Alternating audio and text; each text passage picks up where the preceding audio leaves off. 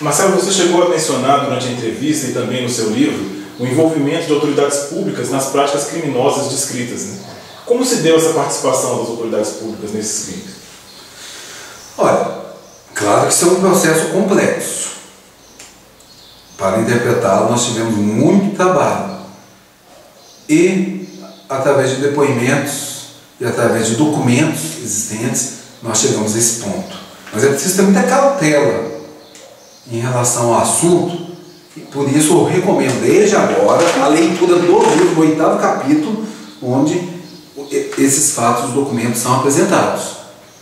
Apenas nessa entrevista não é possível compreender o que eu estou denunciando e o que foi denunciado pela organização que eu faço parte ao Ministério Público Federal. Um documento que está lá protocolado e encaminhado ao Dr. Roberto Gurgel, Procurador-Geral da República. Então não é nenhum segredo isso que iremos abordar. O epicentro de estudo se dá dentro dos GMT. É o resultado final já da negligência, da omissão de autoridades com o narcotráfico dentro do Santo Daime. O GMT, ao se reunir no ano de 2006, teve no seu interior a denúncia de um dos membros, o juiz federal Jair Facundes, de acordo com atas e relatórios de outros membros do GMT que nós publicamos no livro, apresentamos às autoridades e estão disponíveis na rede mundial de computadores. O próprio Alex Polari, representante do Secures, Luiz Pereira, representante de uma das linhas chamadas Independentes, e Wilson Gonzaga. Os depoentes dizem que o doutor Juiz Facundes, nas primeiras reuniões do GMT, abordou o problema do uso de maconha existente dentro do universo do Santo Daime.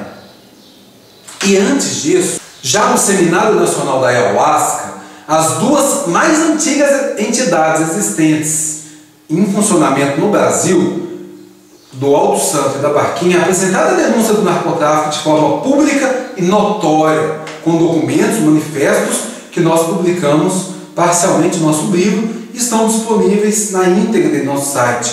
Ali o problema da maconha e do narcotráfico foi citado, mas as autoridades presentes lá, e o general Uchoa era o presidente do seminário, fizeram vistas grossas a essas denúncias e essas duas entidades se retiraram do GMT por não concordar em serem omissas. Então o próprio seminário já veio contaminado. Depois, quando o juiz Dr. Facundes apresenta essa denúncia, e como os relatórios que nós temos testificam isso, houve um acordo dentro do CONAD, dentro de um órgão da Presidência da República, para silenciar o debate.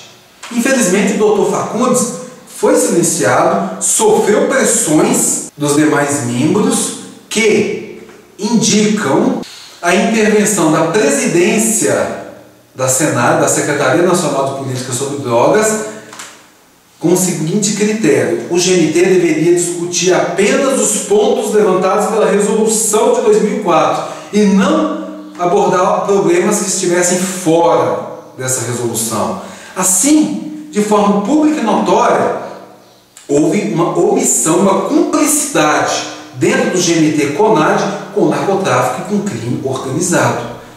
Em nossos documentos, esses fatos são arrolados de forma precisa. E cabe agora ao Ministério Público Federal dar um parecer sobre isso. Já houve um parecer em relação ao problema do narcotráfico, quando o Ministério Público do Amazonas acata a denúncia de Emiliano Dias Linhares e do Ministério Público Federal, iniciando uma investigação nacional sobre isso. Investigação hoje que está em curso no país. E assim, no nosso livro, nós apresentamos o despacho do Procurador do Ministério Público do Estado do Amazonas.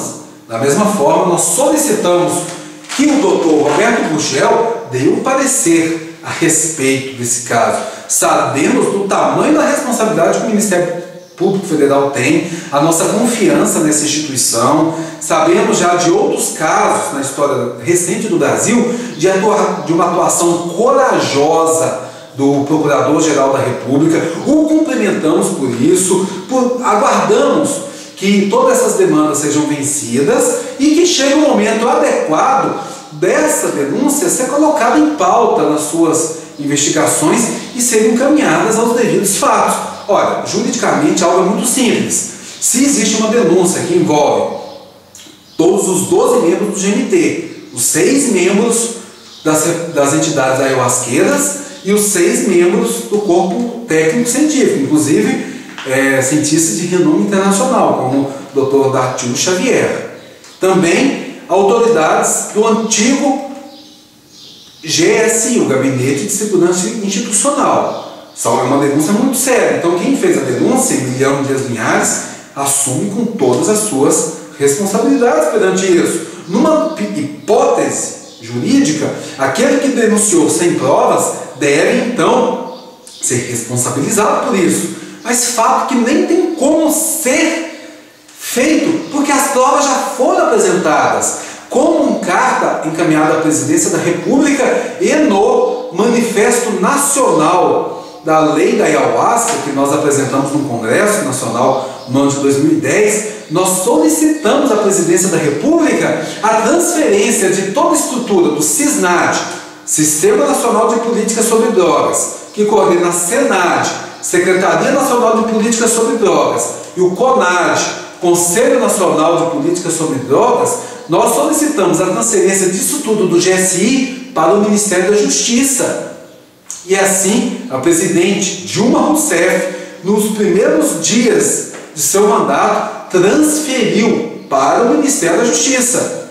Na época, recebemos uma resposta do presidente Lula, um documento que nós temos em nossos arquivos disponibilizados em nosso espaço virtual, o presidente Lula se comprometendo ao final do seu segundo mandato em resolver essas questões. Por isso também aguardamos o parecer e a posição do Ministério Público Federal, porque a Polícia Federal já está fazendo a sua parte. Agora cabe aos outros órgãos do Estado brasileiro fazer a sua e, para no futuro, a nossa proposta, criar o Departamento Nacional da Ayahuasca dentro do Ministério da Justiça, separando do CONAD, porque existe uma certa incoerência, já que a ciência afirma que a Ayahuasca não pode ser classificada como uma droga comum, por ser uma substância inócua, inofensiva ao organismo, e seu princípio ativo, o DMT, o princípio ativo da chacrona, que é a dimetiltriptamina, primeiro, existir uma quantidade tão pequena na planta e na bebida, que pelos padrões internacionais da ciência, não tem como explicar o processo que existe de expansão da consciência. Ou seja, a ciência não explica como que a DMT age no organismo humano. E por fim, o maior de todos, uma droga, uma substância, para ser considerada dessa forma, droga, ela tem que ser estranha ao organismo. A própria DMT já existe no nosso organismo, no caso pela glândula pineal, que libera naturalmente a DMT, dando funcionamento aos nossos 5 sentidos. Então não é uma substância estranha à nossa natureza, mas sim comum. A quantidade da DMT na ayahuasca é tão pequena que ela interage com a própria DMT do nosso cérebro, promovendo então o processo de expansão da consciência. Fato reconhecido pela ciência internacional, mas eu sou historiador, estou aqui para investigar o passado e contar a história.